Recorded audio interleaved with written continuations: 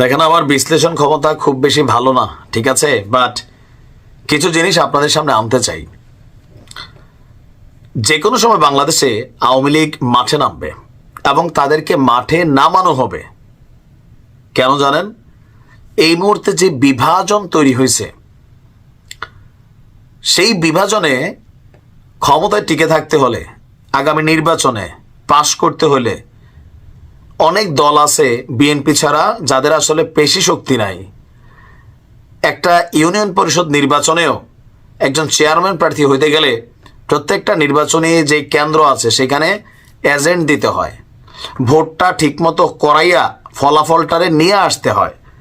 এখন এরকম সক্ষমতা কয়জনের আছে? বিএনপি ছাড়া এই মুহূর্তে নাই। এখন ছাত্ররা নতুন রাজনৈতিক দল করছে। গতকালকে উপদেষ্টা আসিফ মাহমুদ এক বক্তব্য দিয়ে আজকে আবার বদলাই ফেলছে যে তাড়াহুড়াতে দিছিলাম, পুরোটা বলি নাই। কালকে বললো যারা আওয়ামী লীগের অন্যায় করে নাই, অপরাধ করে নাই, তারা নির্বাচনে আসতে পারবে। আজকে সে বলতেছে আমি আসলে পুরোটা খুইলা বলতে পারি নাই, মেইন কথা হচ্ছে আমি আওয়ামী লীগের নির্বাচনে চাই না, আওয়ামী লীগের নামও নিশ্চিহ্ন করে দিতে হবে। আচ্ছা, যদি স্থানীয় সরকার নির্বাচনটা আগে হয় তাহলে মাঠ পর্যায়ে আওয়ামী লীগ, যুবলীগ, ছাত্রলীগ এদের কিন্তু ডাক পড়বে। লোকালি আওয়ামী লীগের সময় শুধুমাত্র নির্বাচন আসলে বিএনপি এবং জামাতের নেতাদের দাম বাড়তো, কর্মীদের দাম বাড়তো। আমি আমার লোকাল এরিয়াতে দেখছি যে আওয়ামী লীগের নেতার পাশে জামাতের নেতা বসে আছে। আওয়ামী লীগের নেতার সাথে বিএনপির নেতাকর্মীদের সখ্যতা ছিল। কেন? নির্বাচনকে কেন্দ্র করে, হোক সেটা মার্কার প্রার্থী অথবা বিদ্রোহী প্রার্থী। এখন জাতীয় নির্বাচন বলেন, স্থানীয় সরকার নির্বাচন বলেন, ছাত্ররা শতভাগ চাইছে তারা ক্ষমতায় যাবে। আসিফ যেমন এখন মন্ত্রী পর্যায়ে ঘুরতেছে, তার চিন্তা আমি আগামী তো মন্ত্রী হব। নাহিদও চিন্তা করতেছে মন্ত্রী হব। বিএনপি দেখতেছে আমরাও মন্ত্রী হব। জামাত বলতেছে এইবারই চান্স। হেফাজত চরমনায় সবাই চান্স খুঁজতেছে। এখন এই চান্সের মধ্যে বাংলাদেশে সর্ববৃহৎ একটা শক্তি আওয়ামী লীগ। এই শক্তিটা এখন মাটির নিচে হান্দায় আছে, বাট তাদেরকে ডাকলে কিন্তু তারা বের হয়ে আসবে। কারণ লোকালি অনেক জায়গায় আওয়ামী লীগের নেতাকর্মীরা বিপদে আছে। আবার বিএনপিও সবার সাথে গণহারে মিশামিশি করতেছে না। লোকালি সম্পর্ক ভালো আমাদের প্রত্যেক এলাকাতে, কিন্তু নির্বাচন ইস্যুতে এখন একদল আরেক দলে ঘায়েল করার জন্য রাজনৈতিক মাঠে, অনলাইন মাঠে, রাজপথের মাঠে আপনি দেখবেন যে দরকার পড়বে।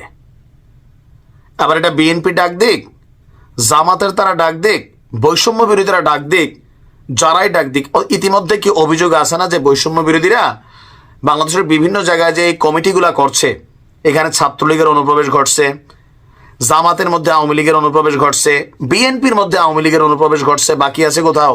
বাকি নাই। নির্বাচনের সময় দরকার কি? ক্ষমতা। কে মার্কা পাইলো কে না পাইলো জরুরি না, এলাকাবাসীরা ডাক দিয়ে একটা টিম বানাই ফেলে। আর এখন যেই যুদ্ধ একটা ভাব তৈরি হচ্ছে, বিশেষ করে সরকারি দল আমরা যাদেরকে দেখছি বৈষম্য বিরোধী বা নতুন যে দলটা আসতেছে জাতীয় নাগরিক কমিটি, এই দলটার বিপরীতে যে দলগুলো দাঁড়াচ্ছে, মাঠে কিন্তু শক্তি লাগবে। সরকারের আইন শৃঙ্খলা বাহিনী দিয়া একযোগে জাতীয় নির্বাচন করে আনবে একটা লোকাল এরিয়াতে, এই মুহূর্তে ডক্টর ইউনূস সরকার জীবনও পারবে না, সম্ভব না। আপনি এখন আওয়ামী লীগের গণহারে জেলে পুরাচ্ছেন, মাঠে কিন্তু বিএনপি জামাত খুল্লা আছে। আর এখন যে মপ টপ করতেছে যাদেরকে দেখতেছেন তারা কি আওয়ামী লীগ? নো। তো তাদের সামনে তো সেনাবাহিনী অসহায় আমরা দেখছি, 32-এ দেখে নাই? তো নির্বাচনের সময় সবাই তো চাবে ভাই, আর আমাদের পুলিশ আইন শৃঙ্খলা বাহিনী যারা আছে ভাই, নিজের জীবন বাঁচানো ফরজ। এই অস্থিতিশীল পরিবেশ আওয়ামী লীগকে মাঠে নামার জন্য চান্স দিবে, দাম বাড়বে, ডাক পড়বে।